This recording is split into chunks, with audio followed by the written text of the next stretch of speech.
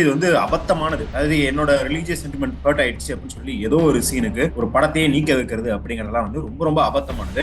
ஒரு இஸ்லாமியரோ கிறிஸ்துவரோ கர்நாடக சங்கீதம் கத்துக்க போயிட்டு அந்த வாத்தியாருக்காக பட்ட விபூதி எல்லாம் போட்டுக்கிட்டு கை கட்டி நின்று காலில் விழுந்து சாஷ்டாங்கமா நமஸ்காரம் பண்றோம் அப்படின்னு சொல்லி அந்த இசையை கத்துக்கிறதுன்னு பார்க்கணும். மாமிச சமைக்கிற இடத்துல நிக்கிறான்னு தெரிஞ்சா பக்தாலாம் என்ன நினைப்பா? அவங்களும் வந்து சரி நீ எங்க மதத்தை வந்து குறை சொல்லி கேஸ் போடல பா, நான் உங்க மதத்தை சொல்லி கேஸ் போடுறோம் அப்படின்னு சொல்லி இது போலரைசேஷன் அப்படிங்கறத இன்னும் அதிகப்படுத்தும் தான் பார்க்கணும். முதல்ல ஒரு தனி மனித சுயமரியாதையா இதெல்லாம் அரசியல் பண்ண வக்கற்றவனுங்க பண்ற அரசியல்னு சொல்லுவோம். உன் வீட்டுல இருக்கிற பெண்ணை சரிசமமா மதிக்க மாட்ட, ஆனா எவனோ ஒருத்தன் ஒரு மிருகத்தை கொண்டு திங்கிறான்றது உனக்கு அப்படி ஒரு கொந்தளிப்பு ஏற்படுது. பண்டைய இந்தியால அதிகமாக மாட்டு இறைச்சி சாப்பிட்டு பார்ப்பனர் தான் அவர் எழுதிக்கிறார், நம்ம சொல்ல. அப்போ இது தேர்தல் நெருங்க நெருங்க இது என்ன மாதிரியான ஒரு சூழலை ஏற்படுத்துது? ஸோ இதுதான் பார்த்தீங்கன்னா வலதுசாரி அரசியல் அப்படிங்கிறதுக்குள்ள நீங்க உள்ள போக போக அது உங்கள ஒரு பகுதியை கடிச்சு தின்னுட்டே வரும் அப்படிங்கிறத பார்க்கலாம். ஒரு வலதுசாரிகள் இவ்வளோ பெரிய ஒரு சின்ன விஷயத்தை இவ்வளோ பெரிய இஷ்யூவா எடுத்து அவங்க கொடுக்குற அழுத்தத்தை காட்டிலும் நம்ம கொடுக்குற அழுத்தம் கம்மியா இருக்குன்னு பொழுது அதை நீங்க எப்படி பாக்குறீங்க? விசில் நேயர்களுக்கு வணக்கம். நான் ஐஸ்வர்யா சுகுமாரன். இன்றைய நேர்காணல்ல நம்ம கூட சமூக செயற்பாட்டாளர் மதுர் சத்யா நம்ம கூட இணைஞ்சிருக்கிறாரு. சார் வணக்கம். சார், நெட்ஃப்ளிக்ஸ் ஓடிடி தளத்துல இருந்து அன்னபூரணி படத்தை வந்து நீக்கி இருக்கிறாங்க. இதற்கு பல தரப்பு மக்கள் வந்து எதிர்ப்பு தெரிவிச்சுட்டு வராங்க. உங்களுடைய பார்வை இதை பத்தி? என்னுடைய பார்வை வந்து இது வந்து அபத்தமானது. அதாவது என்னோட ரிலீஜியஸ் சென்டிமெண்ட் ஹர்ட் ஆயிடுச்சு அப்படின்னு சொல்லி ஏதோ ஒரு சீனுக்கு ஒரு படத்தையே நீக்க வைக்கிறது அப்படிங்கறதெல்லாம் வந்து ரொம்ப ரொம்ப அபத்தமானது. இதுக்கு அந்த சேனல்கள் அடிப்படைஞ்சது இன்னும் அபத்தமானது. அப்படின்னா நீங்க எந்த விதத்திலயும் எங்களை ப்ரொடெக்டே பண்ண மாட்டீங்க, நீங்க வந்து நினைச்ச நேரத்துல தூக்கி போட்டுருவீங்க அப்படின்னு. இன்னைக்கு ஒரு ப்ரொடியூசர் கையில போய் ஒரு படத்தை கொடுக்குறீங்க, அந்த ப்ரொடியூசர் அந்த படத்தை பார்த்துட்டு தான் ஏத்துக்கிறாங்க. அதுக்கப்புறம் அந்த ப்ரொடியூசர் திடீர்னு ஏதோ ஒரு சின்ன பிரச்சனை வந்தோன்னு விட்டுட்டு ஓடுறாரு அப்படின்னா நாளைக்கு மார்க்கெட்ல அந்த ப்ரொடியூசருக்கு என்ன மதிப்பு இருக்கும்னு யோசிச்சு பாருங்க. அதே போலதான் நெட்ஃபிளிக்ஸ்ல யாரும் அந்த படத்தை வந்து ஒரு 10 தர 20 தர ஒரு 15 டீம் பார்ப்பாங்க நெட்ஃபிளிக்ஸ்ல.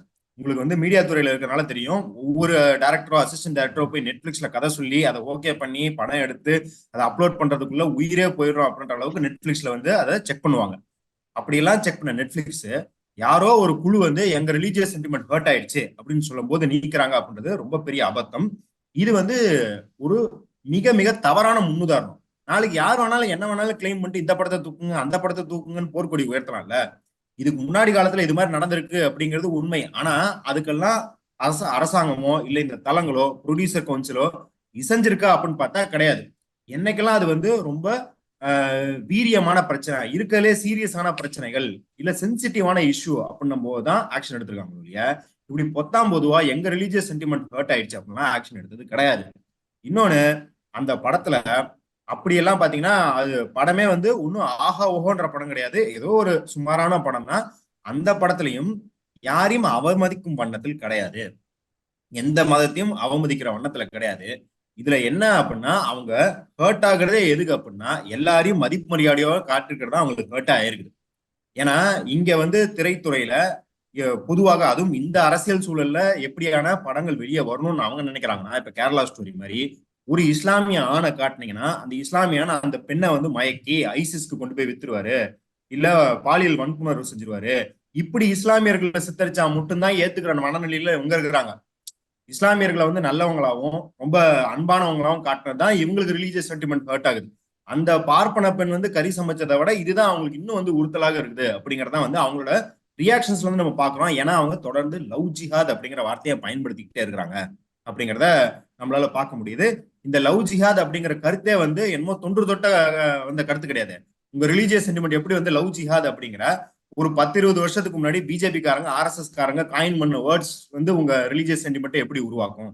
அப்ப அதுதான் நம்மளோட முதல் கருத்தா இருக்குது இந்த தடையை பார்க்கும்போது. அப்போ அவங்க முக்கியமா பிரதானமா வைக்கப்படுற ஒரு குற்றச்சாட்டு என்னன்னா, அந்த மாட்டு இறைச்சி, ஒரு பிராமண பெண் வந்து ஒரு இறைச்சி மட்டன் சமைச்சது வந்து தவறு அப்படின்னு சொல்றாங்க. பட் அதை தாண்டி அவங்க தொழுது அந்த மாதிரி விஷயங்களை தான் அவங்களை அஃபெக்ட் பண்ணதுன்னு சொல்றீங்களா? ஏன்னா அந்த படத்துடைய கிளைமேக்ஸ்ல வந்து அவங்கள வந்து தொழுற மாதிரி காமிக்கிறாங்க, பிரியாணி சமைக்கிற மாதிரி காமிக்கிறாங்க. ஒரு பல பிராமணத்துல அவங்க என்னத்தெல்லாம் ஃபேஸ் பண்றாங்களோ அதெல்லாம் தடையை மீறி ஒரு செஃபா வர்றது தான் அந்த படத்துல காமிச்சிருக்கிறாங்க. ஸோ அதெல்லாம் தான் அவங்களை அஃபெக்ட் பண்ணியிருக்குன்னு சொல்றீங்களா? அதான் முதல்ல இவங்களுக்கு ரியாலிட்டியை வந்து மறுக்கிறாங்க அவங்க. அவங்களுக்கு ரியாலிட்டி தெரியுது தெரியல அப்படிங்கிற ரெண்டாவது பட்சம் ரியாலிட்டியை மறுக்கிறாங்க. ஏன்னா ஒரு ஷெஃப் ஆகிறவங்க எல்லாத்தையும் தான் சமைப்பாங்க. கரெக்டா?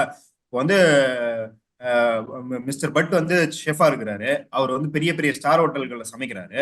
அவர் வந்து நான் வெஜிடேரியன் மட்டும் தான் சமைப்பேன், இல்ல சாத்வீகம் மட்டும் தான் சமைப்பேன், வெங்காயம் சேர்த்த மாட்டேன், வெள்ளைப்பூண்டு சேர்த்த மாட்டேன்னா அவர் வந்து அவரு பெரிய ஸ்டார் ஹோட்டல் ஷெஃபா வச்சிருப்பாங்களா? மாட்டாங்க. அப்ப பார்ட்னர்கள் எல்லா இடத்துலயும் ஷெஃப் ஆகும்போது சமைக்கிறாங்க அப்படின்றதா நிதர்சனம். இன்னும் சொல்ல போனா பார்ட்னர்கள் பல்வேறு இடத்துல இறைச்சி சாப்பிடுறாங்க அப்படின்றதா நிதர்சனம். இப்போ அந்த படத்துல வந்து அவர் என்னமோ வந்து ஒரு மத நல்லிணக்கணமாவோ இல்ல அவங்கள்ட்ட இருந்து ஒரு கலையை கத்துக்கிறதுக்கு, ஏங்க எத்தனை படத்துல வந்து ஒரு இஸ்லாமியரோ கிறிஸ்துவரோ கர்நாடக சங்கீதம் கத்துக்க போயிட்டு அந்த வாத்தியாருக்காக பட்ட விபூதி எல்லாம் போட்டுக்கிட்டு கை கட்டி நின்று காலில் விழுந்து சாஷ்டாங்கமா நமஸ்காரம் பண்றோம் அப்படின்லாம் சொல்லி அந்த இசையை கத்துக்கிறதுன்னு பாக்குறோம். இந்த டைரக்டர் என்ன யோசிச்சிருக்காருன்னா, சரி இசைக்கு அப்படி அப்படின்னு வைக்கும்போது நம்ம பிரியாணிக்கு இப்படி அப்படின்னு வைப்போன்ற மாதிரி தான் யோசிச்சிருக்காரு. இல்ல எத்தனை படத்துல இஸ்லாமிய பெண்கள் அந்த மதத்தை விட்டுட்டு வந்துட்டு இந்து ஆண்களை கல்யாணம் பண்ணிக்கிறது அப்படின்ற மாதிரி பம்பாய் தொட்டு எத்தனை படங்கள் அப்படி பாக்குறோம். இதுக்கெல்லாம் ரிலீஜியஸ் சென்டிமெண்ட்லாம் ஹர்ட் ஆகல.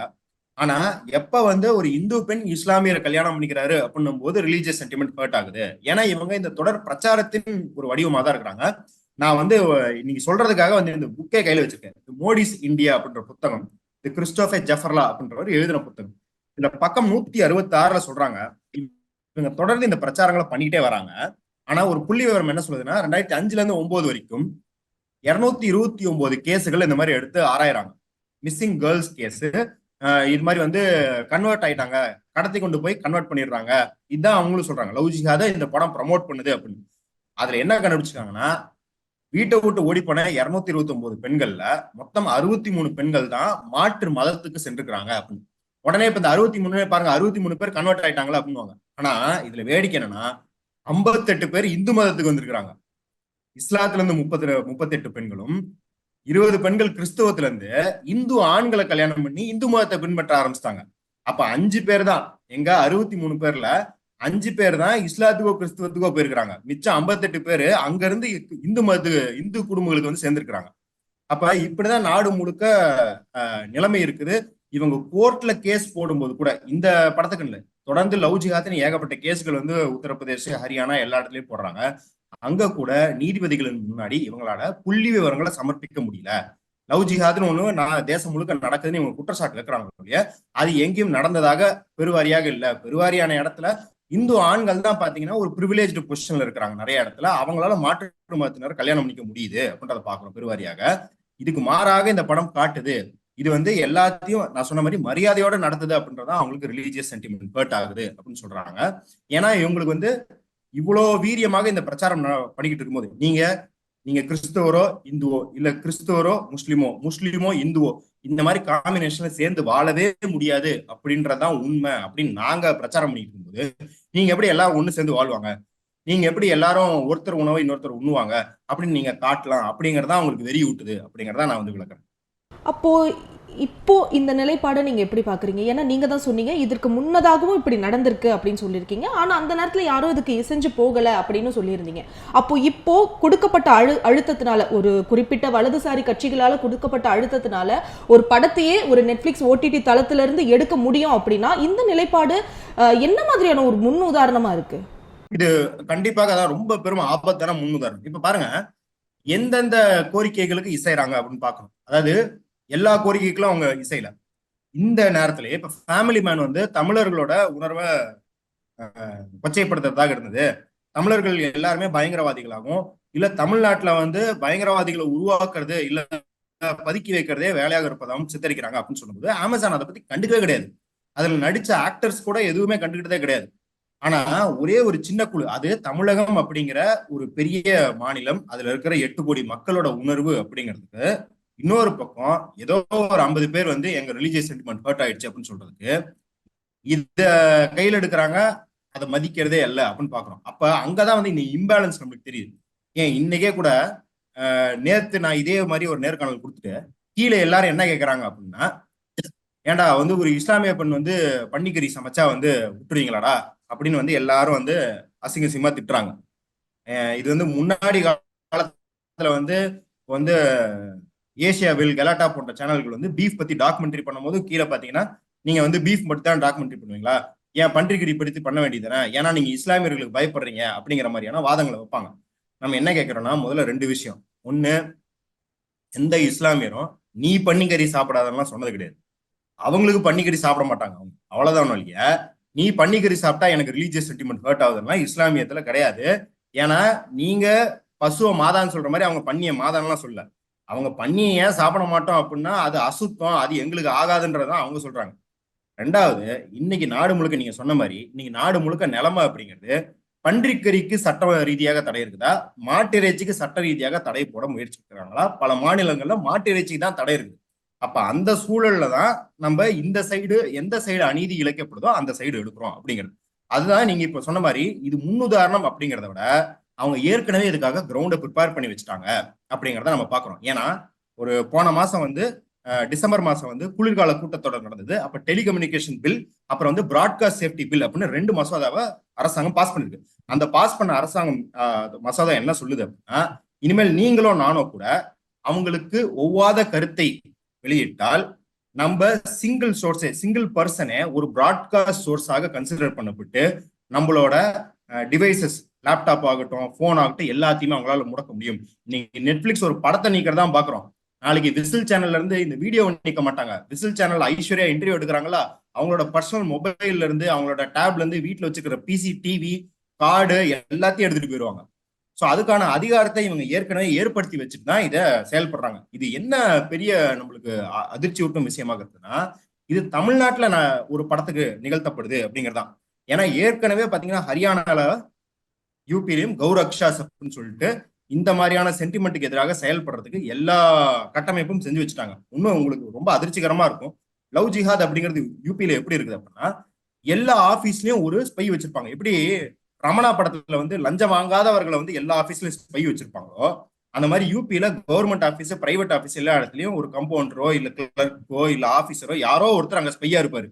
அந்த ஆபீஸ்ல யாராவது லவ் பண்றாங்க, இல்ல அந்த ஆபீஸ்ல இருந்து வேற ஆபீஸ்க்கு யாராவது லவ் பண்றாங்கன்னா உடனே இன்ஃபர்மேஷன் கொடுத்துருவாரு அங்க இருக்கிற RSS, VHP, பிஜேபி தலைவர்களுக்கு.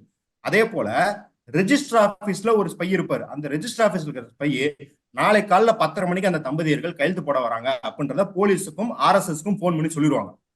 இது வந்து டாக்குமெண்ட் செய்யப்பட்ட போக்கு. இது உத்தரப்பிரதேசல. இப்ப ஹரியானால இது இன்னும் வன்முறை மிக்கதாக நடந்துகிட்டு இருக்கு. ஒரு லாரியை, எந்த லாரியை வேணாலும், ஒண்ணும் கிடையாது, நீங்க லாரி அசோசியேஷன்காரங்க வந்து பேட்டியெல்லாம் கொடுத்துருக்காங்க போன வாரம் இந்த ரோடு ஆக்சிடென்ட்க்கு அவங்க போராட்டம் பண்ணாங்க. அப்ப நீங்க எடுத்து பாருங்க, வட இந்தியால அவங்க எந்த லாரியை வேணாலும் நிறுத்துறான். நிறுத்தி உன்ட்ட மாட்டுக்கறி இருக்கு, அவன் சிமெண்ட் எடுத்துட்டு போவாங்க. இல்ல அவங்க வேற ஏதாவது வந்து ரப்பர், காட்டன் எடுத்துட்டு போயிட்டு இருப்பாங்க. அவங்கள வந்து நீ வந்து மாட்டு இறைச்சி எடுத்துட்டு போற அப்படின்னு சொல்லி இறக்கி அடிச்சு அவங்கள்ட்ட இருந்து 20,000 30,000 கொடுங்கிறது, அவங்கள்ட்ட காசு இல்லைன்னா அவங்களை கொண்டுட்டு லாரி எடுத்துட்டு போறது, இந்த மாதிரி அரசு உதவியோட இது நடந்துகிட்டு இருக்கு அப்படின்னு பாக்குறோம். அப்ப இந்த தடை அப்படிங்கிறது வந்து அது எல்லாத்தையுமே தணிக்கை துறையிலும் நியாயப்படுத்துறது. இது வரைக்கும் சட்டமாக பார்த்திருக்கிறோம், போலீஸ் கேஸாக பார்த்திருக்கிறோம், இன்னைக்கு கலையிலையும் அது வரத பாக்குறோம் அப்படிங்கிறதா சொல்றோம். இது வந்து முழுக்க முழுக்க என்ன பண்ணுது அப்படின்னா, ஏற்கனவே வெளியில நீங்க சொன்ன மாதிரி வடதுசாரி பாசிசம் அப்படிங்கிறது இருக்கிறத முழுமையடைய வைக்கிறோம். ஏன்னா நான் முன்னாடியே சொல்லியிருந்தேன் இன்னொரு நேர்காணல்ல, இது வந்து ஒரு பயங்கரமான ஹிட்டான படம் கிடையாது. இல்ல ஒரு பெரிய பொருட்செலவுல எடுக்கப்பட்டு பல்லாயிரக்கணக்கான மக்கள் வந்து இதுக்காக ஓடிடியில எப்ப வரும்னு காத்திருந்த படமும் கிடையாது. இந்த அப்ப படம் வந்து மிட்ஜாம் புயலப்போ வந்ததுனால தியேட்டர்ல பெரிய இது கிடையாது, ஃபுட்ஃபால் கிடையாது. அதனால ஓடிடிக்கு வந்தது. ஓடிடிலே கூட பெரிய ரெஸ்பான்ஸ் கிடையாது. வீக்கெண்ட்ஸ்ல யாரும் ஃப்ரீயா இருக்காங்களோ அவங்க பாக்குறாங்க அப்படின்ற மாதிரி படமா தான் இருந்தது. அந்த படத்துக்கே இவங்க வந்து இப்படி பண்றாங்க அப்படின்னா, நாளைக்கு இன்னும் எலெக்ஷன் வர வர வீரியமாக இன்னும் பேக் ட்ராக் பண்ணி பின்னாடி போய் என்னென்ன படங்கள்லாம் எங்க ரிலீஜியஸ் சென்டிமெண்ட் ஹர்ட் ஆச்சு அப்படின்னு தேடி இவங்க ரிப்போர்ட் பண்ணுவாங்க அப்படிங்கிறத நம்ம எதிர்பார்க்கிறோம். சொன்ன மாதிரி இது வந்து ஒரு தவறான முன்னுதாரணம். இது வந்து அரசு சார்ந்த இயக்கங்கள் இப்படி பண்றாங்க, வடதுசாரி அமைப்புகள் இப்படி பண்றாங்க அப்படின்னு தாண்டி இனி நாளாப்புல ஒரு புதுத்தன்மை, ஒரு பார்வையாளரின் புதுத்தன்மையை மாத்தினும்ல. இன்னைக்கு பாக்குறவங்க என் ரிலீஜியஸ் சென்டிமெண்ட் எங்க ஹர்ட் ஆகுதுன்னு யோசிச்சுக்கிட்டே இருப்பான். இப்ப பாத்தீங்கன்னா இது வந்து என்ன ரியாக்ஷனா, இப்ப அடுத்த இன்னொரு தரப்புலயும் ரியாக்ஷன் ஏற்படுத்தும். அவங்களும் வந்து சரி நீ எங்க மதத்தை வந்து குறை சொல்லி கேஸ் போடல, வா நான் உங்க மதத்தை சொல்லி கேஸ் போடுறோம் அப்படின்னு சொல்லி இது போலரைசேஷன் அப்படிங்கறத இன்னும் அதிகப்படுத்தும் அப்படின்றதான் பார்க்கணும். கண்டிப்பா இது ஆல்ரெடி நடந்துட்டு இருக்குன்னு தான் நினைக்கிறேன். ஏன்னா சம்மந்தமே இல்லாம FB ஓனர் மார்க் ஜக்கர்பர்க்கையும் போட்டு தாக்கிட்டு இருக்காங்க. அவர் வந்து அந்த பீஃப் வந்து பீஃப் பத்தி ஒரு அவர் பண்றத அவர் சொல்லியிருக்கிறாரு, அவர் எப்படி பிசினஸ் பண்றோம் அப்படின்றத அவர் எக்ஸ்பிளைன் பண்ணும் பொழுது தேவையே இல்லாம சம்மந்தமே இல்லாம அவங்கள போய் தாக்குறது. குறிப்பா இப்போ ரன்பீர் கபூர் ஆலியா பட்க்கு போயிட்டு அந்த ராமர் கோவிலுக்கு போய் இன்வைட் பண்ணும் பொழுது அந்த வீடியோவையும் பாஸ்ட்ல எப்பயோ ஒரு சொன்ன வீடியோவையும் எடுத்து போட்டு அவரை தாக்குறது. அவர் பீஃப் சாப்பிட்றாரு, ஒரு மாட்டு இறைச்சி சாப்பிட்றவங்கள எப்படி நீங்க ராமர் கோவில் கும்பாபிஷேகத்துக்கு நீங்க கூப்பிடுவீங்க அப்படின்ற மாதிரி சம்பந்தமே இல்லாத ஒரு வாதங்கள்லாம் சோசியல் மீடியால உலாவிட்டு இருக்கு. அதை எப்படி பாக்குறீங்க? இது வந்து இன்னொன்னு சேர்த்துக்கிறேன். ரன்பீர் கபூர், மார்க் ஜக்கர்பர்க், விராட் கோலி வந்து போன மாசம் வந்து அனுஷ்கா சர்மாவோட யூஎஸ் போயிருக்கிறாரு. அங்க அவர் சாப்பிட்ட பில்லு லீக் ஆகி போச்சு. அதுல வந்து மாட்டு இறைச்சி இருந்துச்சுன்னே பாருங்க இவன் மாட்டு இறைச்சி சாப்பிட்றான், இதனாலதான் இந்தியா தோத்து போச்சு, ஏன்னா இவன் வந்து விராட்ட ஹிந்துவா இல்லை இவன் அப்படின்ற மாதிரியான வாதங்கள் வச்சுக்கிறாங்க. நான் என்ன சொல்லுவேன்னா, இதுல இருக்கிற அரசியலுக்கு அப்புறம் போவோம். முதல்ல ஒரு தனி மனித சுயமரியாதையா இதெல்லாம் அரசியல் பண்ண வக்கற்றவனுங்க பண்ற அரசியல்னு சொல்லுவேன். நான் என்ன கேட்கிறேன்னா, ஃபோர்டு கம்பெனி இங்க ஆயிரக்கணக்கான தொழிலாளர்கள் நிர்கதியா விட்டுட்டு க்ளோஸ் பண்ணிட்டு போறான். அவன்கிட்ட போய் இந்த முறுக்கேத்த வக்கு இருக்கா அவனுக்கு? இல்ல எத்தனையோ கம்பெனி இங்க இருக்கிற மக்களோட விவசாய நிலங்களை புடுங்குறான், இங்க இருக்கிற மக்களோட வாழ்வாதாரத்தை அழிக்கிற மாதிரி. இல்ல இன்னைக்கு கூட வந்து இந்த ஆயில் ஸ்பில் நடந்திருக்குது, அமோனியா கேஸ் லீக் ஆயிருக்குது, அந்த கம்பெனிக்கெல்லாம் முறுக்கேத்த உனக்கு வக்கு இருக்குதா? ஸ்டெர்லைட்ல 13 பேரை சுட்டு கொன்னா அந்த கம்பெனி மேல முறுக்கேத்த உனக்கு வக்கு இருக்கா? இதெல்லாம் பண்ண வக்கு இல்லாம தான் நீ போய் என்ன பண்ணிட்டு இருக்கா, மார்க் ஜக்கர்பர்க் கறி திங்கிறான் அப்படின்னு சொல்லி அவனை போய் கடிச்சு வச்சுக்கிட்டு இருக்க. ஏன்னா அது ரொம்ப ஈஸி, உட்காந்த இடத்துல இருந்து நோகாம என்ன வேணாலும் பண்ணலாம். இன்னொன்னு இதுல வந்து இவங்க என்ன அப்படின்னா, மாட்டு இறைச்சி அதான் இது வந்து பாத்தீங்கன்னா ஐரனின்னு சொல்லுவாங்க இங்க இங்கிலீஷ்ல. இது வந்து டே உங்களுக்கே நியாயமா இருக்காடா அப்படின்னு. அவர் வந்து மாட்டுக்கு என்ன சொன்னாரு, பீர் கொடுத்து நட்ஸ் எல்லாம் கொடுத்து இவ்வளவு ஆரோக்கியமா வளர்த்துறோம்னு சொன்னாரு. இந்த சங்கிகள் அப்படின்னு சொல்லி கொந்தளிக்கிறவங்க வடதுசாரிகள் பாத்தீங்கன்னா அவங்க வீட்டு பெண்களையே அவங்க அப்படிதான் பேசுறாங்க. நீங்க வந்து சாதிய வெறியர்கள், ஆணவ கொலை பண்ற சாதிய வெறியர்களோட வாதம் என்னன்னு பாத்தீங்கன்னா, அந்த சந்தானம் வந்து இதுல கலகலப்புல சொல்லுவார்ல ஒரு டைலாக், ஏண்டா நாங்க ஹார்லிக்ஸ் முந்திரி பருப்பு பாதாம் பருப்பு எல்லாம் போட்டு புள்ளைய வளர்த்தி வைப்போம், நீங்க பாட்டுக்கு வந்து தட்டிட்டு போயிருவீங்களா அப்படின்னு சொல்லுவார் இல்லையா. நீங்க உங்க வீட்டு பெண்களே இப்படிதான் ட்ரீட் பண்றீங்க. அவன் வந்து ஒரு மாடை தான் ட்ரீட் பண்றான், நீங்க மனிதர்களே எப்படி ட்ரீட் பண்றீங்க அப்படிங்கிற கொஞ்சம் கூட செல்ஃப் அவேர்னஸ் இல்லாம எது முதல்ல மாறணும். நீ வந்து உன் வீட்டுல இருக்கிற பெண்ணை சரிசமமா மதிக்க மாட்ட, ஆனா எவனோ ஒருத்தன் ஒரு மிருகத்தை கொண்டு திங்கிறான்றது உனக்கு அப்படி ஒரு கொந்தளிப்பு ஏற்படுது. இன்னும் நான் இன்னொரு இதுலயும் சொல்லியிருந்தேன், டிஎன்ஜா அப்படிங்கிற வரலாற்று ஆசிரியர் இவங்க உடனே வந்து நீ வந்து எந்த புத்தகத்தை தூக்கிட்டு வந்தாலும் அது வந்து கிறிஸ்துவ ஆத்தரா இருக்குது, இஸ்லாமிய ஆத்தரா இருக்குன்னு. இந்த டிஎன்ஜா அப்படின்ற வரலாற்று ஆசிரியர் இப்ப மறைஞ்சிட்டாரு. அவரு இந்தியாவிலே ஒரு தலை சிறந்த வரலாற்று ஆசிரியர். அவர் டிஎன்ஜா அப்படின்ற பேரே பார்த்தா அவங்களுக்கு தெரியும். அவர் ஒரு பார்ப்பன குடும்பத்துல பிறந்தவர். அவரே myth of the Holi gown ஒரு புத்தகம் எழுதியிருக்காரு. அந்த புத்தகத்துல என்ன சொல்லுதுன்னா, பண்டைய இந்தியால அதிகமாக மாட்டு இறைச்சி சாப்பிட்டது பார்ப்பனர் தான் அவர் எழுதிக்கிறார். நம்ம சொல்ல வரலாற்று பூர்வமா ஆராய்ச்சி அவர் சொல்லியிருக்காரு. ஏன்னா அந்த காலத்துல எல்லாருமே மாட்டு இறைச்சி சாப்பிட்டு இருப்பாங்க, ஆனா அதுல வந்து பார்ப்பனர்கள் தான் அதிகமா சாப்பிட்டாங்க. ஏன்னா அவங்க தான் சமூகத்துல மேல அடுக்குல இருக்கிறாங்க. அன்னைக்கு வழக்கம் என்னமா இருந்துச்சுன்னா, பார்ப்பனர்கள் வீட்டுக்கு வந்தா அவங்களுக்கு மாட்டு அடிச்சு நீங்க படைக்கணும், இல்லைன்னா உங்க மேல பாவம் படிஞ்சிடும் அப்படிங்கறத அன்னைக்கு வழக்கமா இருந்தது. மன்னர்கள் முடிசூட்டினா அங்க இருக்கிற பார்ப்பனர்களுக்கு 108 மாடு 1008 மாடு இந்த மாதிரி நூத்துக்கணக்கான மாடுகளை பலி கொடுத்து அவங்களுக்கு எப்படி சமைக்கிறதுன்னு வேதத்துல குறிப்பெல்லாம் இருக்குது. இன்னும் சொல்ல போனா ஒரு பார்ப்பன இந்தியன் மெடிசனுக்கு எப்படி வந்து இந்த ஹிப்போக்ரட்டஸ் சொல்றவரு கிரேக்க தத்துவத்துல வந்து மெடிசனுக்கு அவர் தான். அதான் நம்ம வந்து ஹிப்போக்ரட்டிஸ் ஓத்தலா எடுக்கிறோம் இல்லையா, இந்த டாக்டர்கள் பணிக்கு வரும்போது இது எடுப்பாங்க, ஓத்து ஒன்று எடுப்பாங்க. அந்த மாதிரி இந்தியாவுக்குன்னு சொல்றவரு பிரகஸ்பதி. அதனாலதான் நம்ம வந்து சொல்லாடல்கள் நிறைய சொல்லுவாங்க இவர் பெரிய பிரகஸ்பதி அப்படின்னு. சோ அவரே வந்து மாட்டு இறைச்சியை மருந்தாலாம் பரிந்துரைச்சிருக்காரு. இவங்க வந்து காலப்போக்குல ஏதோ ஒரு அரசியல் தேவைக்கும் ஒரு பொருளியல் தேவைக்கும் மக்கள் மீது ஒரு கட்டுக்குள்ள வைக்கணும், தங்களால விவசாயத்தை தான் கட்டுக்குள்ள வைக்கணும் தான் மாட்டு இறைச்சிக்கு தடை போட்டுருக்காங்க. இல்லைன்னா பல்வேறு காலத்துல பல்வேறு இடத்துல இறைச்சி சாப்பிட்டுருக்காங்க. ஏன் இன்னுமே கூட நீங்க வந்து பெங்காலிய பார்ப்பனர்கள் வந்து அங்க இறைச்சி சாப்பிட்றாங்க, மட்டனும் சாப்பிட்றாங்க, ஃபிஷ்ஷும் சாப்பிட்றாங்க. காஷ்மீர் பார்ப்பனர்கள் வந்து ஃபிஷ் சாப்பிட்றாங்க, மட்டன் சாப்பிட்றாங்க. கேரளா பார்ப்பனர்கள் வந்து பீஃப் கூட சாப்பிடுவாங்க. ஸோ இந்த மாதிரி எல்லா இடத்துலையும் அந்தந்த பகுதிக்கு தகுந்த மாதிரி அந்தந்த அரசியல் சூழல் பொருளியல் சூழலுக்கு தகுந்த மாதிரி எல்லாரும் வேற வேற இறைச்சி சாப்பிடும்போது உனக்கு மார்க் ஜுக்கர்பர்க் சாப்பிட்டா ஹர்ட் ஆகுது அப்படின்னா அவன் வந்து சரி உன்னை ஹர்ட் பண்றதுக்கு இன்னொரு 4 கிலோ திங்கிறன்னு வேணா வீடியோ போட போறான். ஏன்னா வந்து நல்ல வேளை இது மார்க் ஜுக்கர்கிட்ட போய் ஒம்பெழுத்துட்டீங்க, இதே போய் எலான் மஸ்கிட்ட ஒம்பெழுத்திருந்தா அவன் இதுக்காகவே என்ன பண்ணுவான்னா உலகம் முழுக்க சர்வதேச அளவுல என்ன பண்ணிருப்பான்னா ஒரு 100 கோடி 200 கோடியை போட்டு மாட்டு இறைச்சி திங்கிற ஃபெஸ்டிவல் நடத்திருப்பான் உங்களை வெறுப்பேத்துறதுக்கே.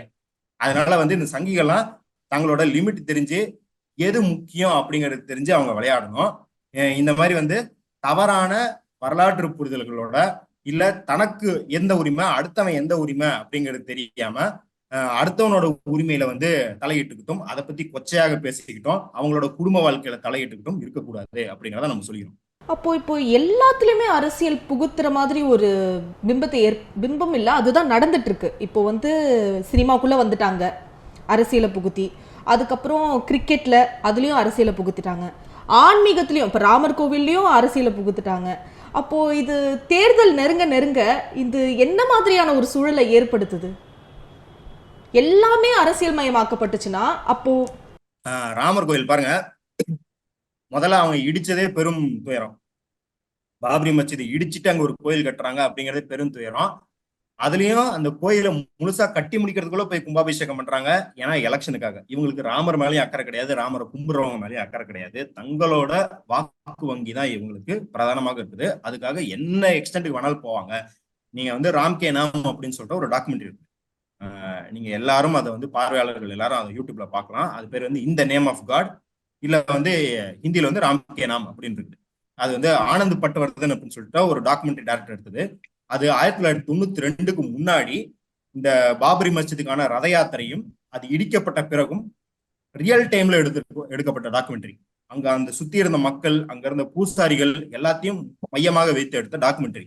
அதை உங்களுக்கு பார்த்தா தெரியும், அங்க இருந்த மக்களுக்கே ராமர் கோயில் தேவைப்படல. இவங்க வந்து அவங்க என்ன சொல்றாங்கன்னா, அங்க இருக்கிற மக்கள் இங்க இருக்கிற வந்து விஹெச்பியோ ஆர்எஸ்எஸ்ஓ இவங்கெல்லாம் வேற ஊர்ல இருந்து வந்து எங்களுக்கு ராமர் கோயில் வேணும்னு பிரச்சாரம் பண்ணிக்கிட்டு இருக்கிறாங்க. நாங்க இங்க இஸ்லாமியர்களோட சுமூகமா தான் வாழ்ந்துகிட்டு இருக்கோம். ஏன்னா வந்து இங்க ராமர் பிறந்தான்னு சொன்னோம். இஸ்லாமியர்கள் என்ன சொன்னாங்க, சரிப்பா இந்த காம்பவுண்டுக்குள்ள நீங்க வந்து ப்ரே பண்ணிக்கோங்க, அந்த காம்பவுண்டை தாண்டி உள்ள வந்து மசூதி இருக்குல்ல அதுக்குள்ள நாங்க ப்ரே பண்ணிக்கிறோம் அப்படின்னு. நாங்க ஒரே இடத்துல 2 பேரும் பக்கத்து பக்கத்துல ப்ரே பண்ணிக்கிட்டு சுமூகமா தான் இருந்தோம். இவனுங்க வந்து இவங்க அரசியல் லாபத்துக்காக 2 பேரோட ரத்தத்தையும் குடிக்கிறாங்க அப்படின்னு நம்ம சொல்ல தேவையில்ல. அந்த ராமர் கோயிலோட பூசாரி சொல்றாரு. இந்த ராமர் கோயிலோட பூசாரி மஹந்த்லால் தாஸ்ங்கிறவர் சொல்றாரு, இந்த விஹெச்பி காரணங்க இங்க இருக்கிற மத நல்லிணக்கத்தை சீர்குலைக்கிறாங்க. இஸ்லாமியர்கள் எவ்வளவு பெருந்தன்மையான நபர்கள் தெரியுமா, அவங்க எல்லாம் எங்க சகோதரர்கள். இதை பிடிக்காம 1 வருஷத்துக்குள்ள அவர் சுட்டு கொல்லப்பட்டார். எப்படி? ராமர் கோயிலோட பூசாரி. அப்ப நீங்க யோசிச்சு பாருங்க, இந்த கோயில் கட்டப்படுவது அப்படிங்கிறது பிணங்களின் மீது அரசியல் லாபத்துக்காக. பிணங்கள் அப்படிங்கிறது இவங்க உடனே இஸ்லாமியர்கள்லாம் கொல்லப்பட வேண்டியவர்கள் அப்படின்னு சங்கிகள்லாம் வந்து ரொம்ப ஆர்ப்பரிப்பாங்க. டேய், கொல்லப்படுறது இஸ்லாமியர்கள் மட்டும் இல்லடா, உங்களையும் சேர்த்தி தான் அவங்க கொண்டு வந்து கோயில் கட்டிக்கிட்டு இருக்கான். சோ அதை புரிஞ்சுக்க வேணும். இன்னைக்கே பாத்தீங்கன்னா இது இந்த ஆபத்தான விஷமமான அரசு இல்ல இந்த மாதிரியான அரசியல் எங்க கொண்டு போய் விடுனா, இந்த இந்து மதத்துக்குள்ளே பாருங்க இருக்கிற எல்லா சங்கராச்சாரியும் சொல்லிட்டாங்க, மோடி தொட்டு கும்பிட போறாரு அந்த சிலைய, அது வந்து தீட்டு, அதனால நாங்க வரமாட்டோம். இதனால வந்து ஒரு 6 சங்கராச்சாரியர் ஸ்டேட்மெண்ட் விட்டுருக்காங்க, நாங்க வந்து ராமர் கோயில் திறப்பு விழா வந்து புறக்கணிக்கிறோம். சில பேர் வந்து தீட்டுங்கிறாங்க, சில பேர் வந்து கட்டி முடிக்காத கோயிலுக்கு கும்பாபிஷேகம் பண்றது மகா பாவங்கிறாங்க. சோ இதுதான் பாத்தீங்கன்னா வலதுசாரி அரசியல் அப்படிங்கிறதுக்குள்ள நீங்க உள்ள போக போக அது உங்கள ஒரு பகுதியே கடிச்சு தின்னுட்டே வரும் அப்படிங்கிறத பாக்குறோம். நீங்க சொன்ன மாதிரி இது எல்லா இடத்துக்கும் பரவச்சு அப்படின்னா, நம்ம ஏற்கனவே பாக்குறோம் சினிமானால ஒரு காலத்துல வந்து சினிமானால என்ன ஆகும், பெருசா டிஸ்அக்ரிமெண்ட் ஏற்படும். அதாவது நண்பர்கள் வட்டத்துல சொல்றேன், பெரிய சமூக பிரச்சனை நண்பர்கள் வட்டத்துல ஒரு டிஸ்அக்ரிமெண்ட் ஏற்படும். ஆனா இன்னைக்கு எந்த அளவுக்கு சினிமானால அடிச்சுக்கிட்டு யாருமே பேச முடியாத அளவுக்கு, இல்ல வந்து குடும்பங்கள் பிரிஞ்சு போற அளவுக்கு, இல்ல பக்கத்தாக்கத்தாக்க இருக்கவங்களோட முகம் கூட பார்த்துக்க முடியாத அளவுக்கு சினிமாவை போலரைஸ் பண்றாங்க இந்த அரசியல் வாயிலாக. சினிமாலேயே சொல்றேன், இந்த காஷ்மீர் ஃபைல்ஸ் மாதிரி படங்களை எடுத்து இன அழிப்புக்கு வழிவகுக்கிற அளவுக்கு போறாங்க அப்படின்னு. அதே மாதிரி நீங்க சொன்ன மாதிரி கிரிக்கெட் நல்லா ஜெயிக்க வேண்டிய இந்தியா டீமுக்கு போய் அகமதாபாத்ல ஃபைனல்ஸை வச்சு அந்த டீமை தோக்கடிச்சு நாட்டில் இருக்கிற 140 கோடி மக்களுக்கு வந்து ஒரு பெரும் துயரத்துக்குள்ள ஆழ்த்தினாங்க. இன்னும் எண்ணத்துக்குள்ளதான் அரசியல் போகல அப்படின்ற அளவுக்கு எல்லா இடத்துலயும் அரசியலை பூத்திட்டாங்க. அதுவும் விஷமத்தனமாக ஒருத்தர் இன்னொருத்தர் வந்து வெறுக்கும் அரசியலை பூத்திக்கிட்டே இருக்கிறாங்க அப்படின்றத பாக்குறோம். இது கண்டிப்பான ஆபத்தான ஒரு விளைவு தான் இது. இதுக்கு எல்லாரும், அதாவது வந்து நான் அரசியல்ல செயல்பட மாட்டேன் அப்படின்னு இருக்கிறது எல்லாருமே என்ன சொல்லிக்கிறோம் அப்படின்னா, அவங்கவுங்க துறையில நீங்க வந்து அரசியல் பேசணும், இந்த கட்சி அந்த கட்சி, இந்த சித்தாந்தம் அந்த சித்தாந்தம் பேச தேவை கிடையாது. இப்ப நீங்க ஊடகம் அப்படின்னா ஊடகத்துல முறையாக நடக்கணும், ஃபேக்ட்ஸை பதிவிடணும், அதே போல வந்து எல்லா தரப்பு நியாயங்களும் கேட்டுட்டு ஒரு கட்டுரையை வெளியிடணும் அப்படிங்கிற மாதிரி ஊடக தர்மத்தோட நடந்தணும். அது சினிமாவாகட்டும், இல்ல வந்து சமையல் கலையாகட்டும், எந்த கலையாகட்டும், அந்த துறைக்கான தர்மத்தையாவது நீங்க நிலைநாட்டுங்க, அது போதும். அதுதான் இருக்கிறதுலே இன்னைக்கு வேண்டப்பட்ட அரசியலா இருக்கு. அந்த அரசியல நாட்டில இந்த வெறுப்பு அரசியலை விரட்டி அடிக்க முடியும். அதை தான் எல்லாரும் பண்ண கேட்கிற முடிய, எல்லாரும் வந்து போராடுங்க, இல்ல எல்லாரும் எலெக்ஷன் நில்லுங்க, எல்லாரும் போய் வந்து கொடி பிடிங்க, கோர்ட்ல கேஸ் போடுங்கலாம் நம்ம வந்து கேட்கல. குறைந்தபட்சம் அந்தந்த துறையோட அறத்தை கையில் பிடிங்க அப்படின்றதுதான். ஆனா இப்போ நம்ம வந்து இதை பத்தி இந்த டாபிக்கை பத்தி பேசிக்கிட்டு இருக்கோம், கரெக்ட் தான். பட் இப்படி வந்து ஒரு சின்ன சின்ன விஷயங்களை வந்து நம்ம ஒன்று சேர்க்க பார்க்கும்போது ஒரு பெரிய புள்ளியா தான் தெரியுது இல்லைங்களா? அப்போ நம்ம வந்து இப்போ ஒரு படத்தை தானே நீக்கி இருக்கிறாங்க அப்படின்ட்டு நம்ம போயிடுறோம். இல்லைன்னா அவர் இந்த மாதிரி சில பேர் ஒரு கும்பல் வந்து சங்கிகள் வந்து கத்திக்கிட்டு இருப்பாங்க, இதெல்லாம் வந்து விராட் கோலி ஒன்றும் அஃபெக்ட் பண்ண போறது இல்லை, ரன்பீர் கபூர் ஒன்றும் அஃபெக்ட் பண்ண போறது இல்லை அப்படின்னு நம்ம கடந்து போறது வந்து சரியான முறையா?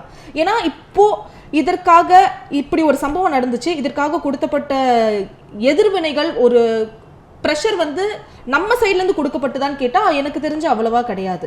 ஒரு வலதுசாரிகள் இவ்வளோ பெரிய ஒரு சின்ன விஷயத்தை இவ்வளோ பெரிய இஷ்யூவா எடுத்து அவங்க கொடுக்குற அழுத்தத்தை காட்டிலும் நம்ம கொடுக்குற அழுத்தம் கம்மியா இருக்குன்னு பொழுது அதை நீங்க எப்படி பாக்குறீங்க? நம்ம நிறைய பேசலையா? அதை பத்தின புரிதல் மக்களுக்கு இல்லைன்னு நினைக்கிறீங்களா? இல்ல, புரிதல் இப்ப அவங்களுக்கும் புரிதல் இருந்தாலும் இது செயல்ல இறங்கலாம். வந்து தனி ஒருவன்ல ஒரு டைலாக் சொல்லுவாரு, கெட்டதை நினைக்கிறவன் வந்து எந்த யோசனையும் இல்லாம வயது வரம்பு பார்க்காம இறங்குறான், நல்லது பண்றவன் மட்டும் யோசிச்சுக்கிட்டே இருக்கான் அப்படின்னு தனி ஒருவன்ல ஒரு டைலாக் வரும்ல. அது வந்து ஒரு விதத்துல உண்மை. இன்னொன்னு என்ன அப்படின்னா, அவங்க ரொம்ப ஆர்கனைஸ்டா இருக்கிறாங்க. நீங்க வந்து ஆர்எஸ்எஸ் வரலாறு பாத்தீங்கன்னா கடந்த 100 வருஷம் எல்லா தளத்திலையும் நுழைஞ்சு அவங்க வந்து வாக்கு வங்கிக்காக செயல்படல. அவங்க என்ன பண்ணாங்க அப்படின்னா, வாக்கு வங்கி நம்மளுக்கு வந்துடும், அதுக்கான கிரவுண்ட் ஒர்க்கை பொறுமையா பண்ணிக்கிட்டே இருக்கும், அது வாக்கு வர நேரத்துல வரணும்னு சொல்லிட்டு அவங்க கிராஸ் ரூட் லெவல்ல பயங்கரமா வேறு வந்துருக்காங்க. அதை இங்க வந்து எதிர்த்தரப்பு பண்ண ஃபெயில் ஆயிடுச்சு. அதுதான் நம்ம பாக்குறோம். அதனாலதான் இன்னைக்கு அவங்களால கோஆர்டினேட்டடா ஒரு ரெஸ்பான்ஸை கொடுக்க முடியுது. நம்மளால அந்த மாதிரி கோஆர்டினேட்டடா ஒரு ரெஸ்பான்ஸ் கொடுக்க முடியல. இன்னைக்கு நான் ஒண்ணு சொல்றேன் அப்படின்னா ஐஸ்வர்யா வேற ஒண்ணு சொல்லிக்கிட்டு இருப்பாங்க. நம்மளுக்கும் உங்களுக்கும் எனக்கும் வந்து ஒரு கனெக்டே இருக்காது. ஆனா நம்ம ஒத்த சிந்தனை கொண்டவங்களா இருக்கணும். ஆனா ஒரு வடதுசாரிகளுக்கு எல்லா ஒத்த சிந்தனை கொண்டவங்களும் ஏதாவது ஒரு தளத்துல இணையற மாதிரி அவன் தளத்தை ஏற்படுத்தி கொடுத்துருக்கான். அதுதான் அங்க வந்து கீயா நம்ம பாக்குறோம். இன்னொன்னு, இது வந்து ஒரு பிரைவேட் மேட்டரா போகுது. இப்ப அரசாங்கம் தலையிட்டு இந்த படத்தை நீக்கி இருந்துச்சு அப்படின்னா நம்ம தார்மீகமா போய் போராடலாம், அதுக்கு நம்மளுக்கு எல்லா உரிமையும் இருக்குது. ஆனா அந்த ஓடிடி தளம், அந்த ப்ரொடியூசரு இல்ல அந்த ஆக்டர்ஸே வந்து ஐயோ நாங்க ஹர்ட் பண்ணிட்டோம் மன்னிச்சிருங்க அப்படின்னு போனதுக்கு அப்புறம் நம்ம அதுல வந்து தலையிடுறதுக்கு எதுவுமே இல்லை அப்படிங்கறத பாக்குறோம். இதனாலதான் அவங்க இன்னும் சூட்சமா என்ன பண்றாங்கன்னா, நீங்க பல்வேறு இடத்துல யாரு பாதிக்கப்பட்டிருக்காங்களோ அவங்களே முன் வந்து இல்ல இல்ல எங்களுக்கு எதுவும் இல்லை அப்படின்னு சொல்ற அளவுக்கு சமூக சூழலை மாத்திருக்கிறாங்க. இன்னைக்கு பாத்தீங்கன்னா அவங்க அரசு அதிகாரம் மட்டும் கிடையாது, அரசு அதிகாரத்துக்கு இசைற மாதிரி சமூக சூழலையும் மாத்திருக்கிறாங்க.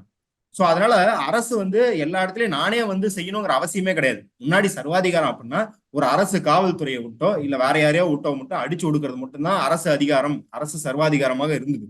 ஆனா இன்னைக்கு என்ன அப்படின்னா, இப்ப பிஜேபி அரசாங்கம் ஒண்ணு செஞ்சுச்சு அப்படின்னா சமூகத்துல அதை 50 பேர் வந்து அரசு சாராத 50 பேர் வந்து அதை நடைமுறைப்படுத்துக்குன்னு ரெடியா இருப்பான். அதேதான், அதனாலதான் பாத்தீங்கன்னா இன்னைக்கு அரசு தலையீடோ இல்ல எந்த பிஜேபி தலைவர்களோ எந்த ஸ்டேட்மெண்ட்டுமே கொடுக்காம நேரா ஒரு குழு போய் ரிப்போர்ட் பண்ணுது, ரிப்போர்ட் பண்ண நெட்ஃபிளிக்ஸ் தூக்குறாங்க. நெட்ஃபிளிக்ஸ் தூக்குனோடனே C5 வந்து நாங்க கோ ப்ரொடியூசரா இருந்ததுக்கு மன்னிப்பு கேட்டுக்கிறோம் அப்படின்னு சொல்லி ஒரு பெரிய லெட்டர் எழுதி விஹெச்பி கொடுக்குறாங்க. நீங்க வந்து ஒரு மன்னிப்பு கொடுக்குறோம் அப்படின்றத வந்து நீங்க ஒரு கம்யூனிட்டி அட்ரஸ் பண்ணியோ இல்ல வந்து லார்ஜர் ஆடியன்ஸ் அட்ரஸ் பண்ணியோ இது எங்களோட நோக்கம் இல்லை அப்படின்னு சொன்னா பரவாயில்ல. நீங்க ஒரு ஆர்கனைசேஷன் கொடுக்குறீங்க, நாளைக்கு நான் ஒரு லெட்டர் பேட் ஆர்கனைசேஷன் வச்சுக்கிட்டு இது என்ன ஹர்ட் பண்ணிடுச்சு அப்படின்னா நெட்ஃபிளிக்ஸ் வந்து என்கிட்ட பேசுவாங்களா? கிடையாது. ஏன்னா நான் வந்து ஒரு ஒண்ணும் இல்லாதவன், இல்ல எனக்கு வந்து ஒரு சமூக மூலதனம் கிடையாது, எனக்கு இந்த மாதிரி நெட்வொர்க் கிடையாது. அப்ப இது என்ன குறிக்குது அப்படின்னா, இப்ப நீங்க கேட்ட கேள்வியில இருந்து டு ஆர்கனைஸ், அம்பேத்கர் எடுத்துக்கிட்டீங்க அப்படின்னா எஜுகேட், அஜிடேட், ஆர்கனைஸ் அப்படின்னு சொல்றாரு. எல்லாருமே, அது பெரியார் ஆகட்டும் காந்தி ஆகட்டும், எல்லாருமே நம்மளுக்கு சொல்லித்தரது என்ன அப்படின்னா ஒன்றுபடுங்கள், முதல்ல அமைப்பாக திரளுங்கள். உங்களுக்கு வந்து ரொம்ப ஆச்சரியமாக இருக்கும், வடதுசாரிகள் லாயர்கள் அமைப்பு ஒன்று வச்சிருக்கிறாங்க. அந்த லாயர்கள் அமைப்போட வேலை என்ன அப்படின்னு சொல்றாங்க, இதுவும் தீரேந்திர ஜா அப்படின்ற ஒரு ஆத்தர் எழுதுறாரு, ஒரு ஜேர்னலிஸ்ட் எழுதுறாரு. அந்த லாயர்ஸோட வேலை என்ன அப்படின்னா, எங்க சங்கிகள் இல்ல வந்து வடதுசாரிகள், பிஹெச்பி ஆட்கள், பஜ்ரங் தள் ஆட்கள் குண்டு வெடிப்பு, கொலை மிரட்டல் அப்படின்னு போலீஸ்ல மாட்டிக்கிட்டாலும் இமீடியட்டாக அவங்களுக்கு மெசேஜ் கொடுக்கப்படும். அந்த கேஸின் வீரியம், அந்த ஆட்களின் வீரிய அளவு, அந்தஸ்து, இதையெல்லாம் பார்த்துட்டு அதுக்கு தகுந்த மாதிரி ஒரு லாயர் அசைன் பண்ணும். நாளைக்கு வந்து ஐஸ்வர்யா வந்து விசில்ல ஒரு வீடியோ இருக்கு. அந்த வீடியோக்காக ஐஸ்வர்யா மேல ஒரு கேஸ் போடுறாங்க. இன்னைக்கு நயன்தாரா மேல போட்ட மாதிரி ஐஸ்வர்யா மேல கேஸ் போட்டா உங்களுக்கு டக்குன்னு எந்த லாயருக்கு போகணும்னு தெரியுமா? தெரியாது. நீங்க வந்து ஏதோ உறவினர்களையோ ஃப்ரெண்ட்ஸையோ எல்லாத்தையும் கேட்டு அவங்க ஒரு 2 நாள் எடுத்துக்கிட்டு ஒரு லாயர் தான் கொடுப்பாங்க. ஆனா வலதுசாரிகளுக்கு இன்னைக்கு நொடி நேரத்துல அவங்க பண்ண தப்புக்கு டிஃபெண்ட் பண்றதுக்கு லாயர்ஸ் இருக்கிறாங்க. அப்ப அந்த அளவுக்கு ஆர்கனைஸ் இருக்கிறாங்க. நம்மளும் அந்த அளவுக்கு ஆர்கனைஸ் ஆகணும் அப்படிங்கிறது தான் இந்த நிகழ்வு நம்மளுக்கு வந்து இன்னும் வலியுறுத்துது. கண்டிப்பா எதிர்காலத்திலேயாவது ஆர்கனைஸ்டா திரண்டு உறக்க எதிர்க்கணும்னு தான் நான் நம்புறோம். உங்க நேரத்திற்கு நன்றி சார்.